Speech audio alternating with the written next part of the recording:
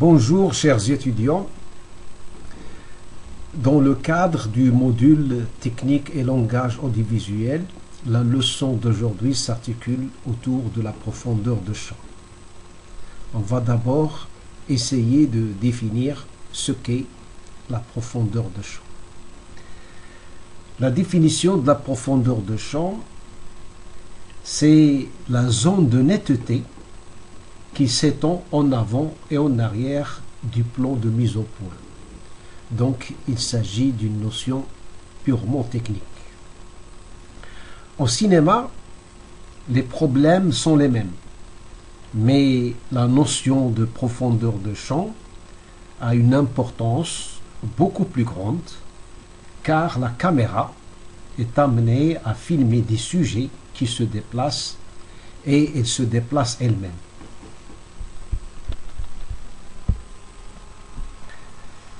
Mais c'est l'aspect esthétique de la profondeur de champ qui s'avère le plus intéressant. On voit sur cette image des personnages situés à des degrés différents, ce qui va rendre difficile la mise au point sur un seul personnage. Mais pour ce faire, on se réfère aux notions optiques, donc on doit s'éloigner le plus possible des personnages pour pouvoir les saisir tous d'une manière nette. Dans ce film, qui est la règle du jeu de Jean Renoir, on voit bien que les personnages se situent à différents niveaux.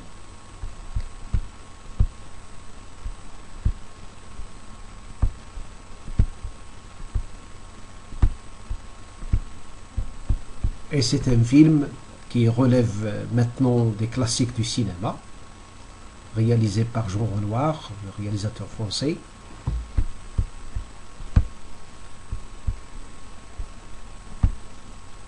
Voilà schématiquement comment se présentent les personnages en profondeur de champ. Donc la mise au point doit se faire sur un seul personnage. Pour pouvoir les saisir d'une manière nette, il va falloir que la caméra s'éloigne le plus possible selon les règles, ou plutôt des règles optiques.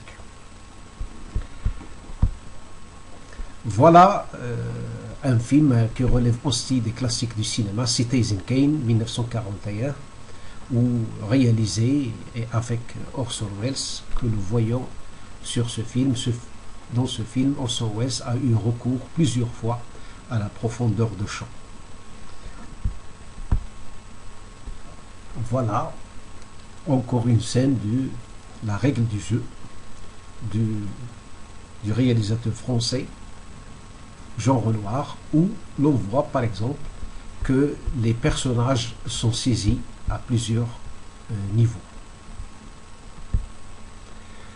Et voilà un autre film où on voit trois personnages saisis à trois niveaux différents et on finit par les saisir tous d'une manière nette, et cela provient de la distance qu'avait prise la caméra par rapport aux différents personnages. La profondeur de champ a une importance extrême, car elle implique une conception de la mise en scène et une conception même du cinéma. Très longtemps, en effet, la mise en scène au cinéma fut conçue comme une mise en scène de théâtre, c'est-à-dire que l'espace dramatique avait sensiblement la forme d'une scène de théâtre, comme vous voyez un petit peu sur cette image. L'acteur évoluant dans un décor et non pas avec le décor, comme ce fut le cas pour le cinéma. Voilà un film avec l'acteur australien Russell Crowe, qui est un remake d'un film classique du cinéma. Et on voit bien que les personnages se situent à deux niveaux différents.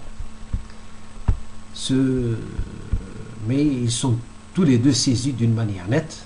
Ça veut dire qu'il y a une certaine distance prise par rapport aux personnages pour pouvoir les saisir d'une manière nette. Joseph Losey, dans ce film, avec Dirk Bogarde, les deux personnages sont reflétés dans un miroir et en même temps sont saisis avec la technique de la profondeur de champ, ce qui rend un peu difficile la mise en scène. Mais ceci était cher à Joseph Losey, qui ne s'y limitait pas à un langage classique, simple et ordinaire. Au contraire, c'est quelqu'un qui savait jongler avec la technique du cinéma.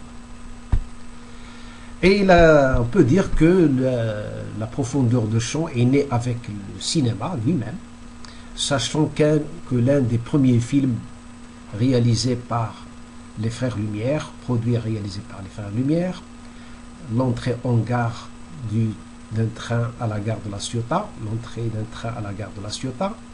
déjà les Frères Lumière avaient eu recours à la profondeur de champ, comme vous voyez un petit peu cette image. On peut déjà confirmer que la profondeur de champ est née avec le cinéma dès 1895 en France. Là, on voit bien que parfois il est difficile de saisir deux personnages qui sont à proximité l'un de l'autre, compte tenu des possibilités, des limites de la caméra à saisir des personnages d'une manière nette. Et ces deux personnages, pour pouvoir les saisir tous les deux d'une manière nette, il fallait que la caméra s'éloigne davantage. On revient un petit peu à la première image. Vous voyez bien que des personnages sont situés à différents niveaux. Et on voit bien qu'un enfant, par exemple, se trouve très éloigné par rapport au personnage. Il y a un deuxième niveau, il y a un troisième niveau et un quatrième niveau. Il y a ici, dans le film de Orson Welles, Citizen Kane, 4 niveaux différents, ce qui confirme un petit peu de l'utilisation de profondeur de champ par des cinéastes d'envergure comme Orson Welles dès 1948. Voilà donc certaines notions, certaines spécificités de cette notion de profondeur de champ que les réalisateurs utilisent moins parce qu'ils nécessitent un peu plus de travail, mais qui relèvent quand même d'une technique importante du cinéma. Merci pour votre attention et à très bientôt.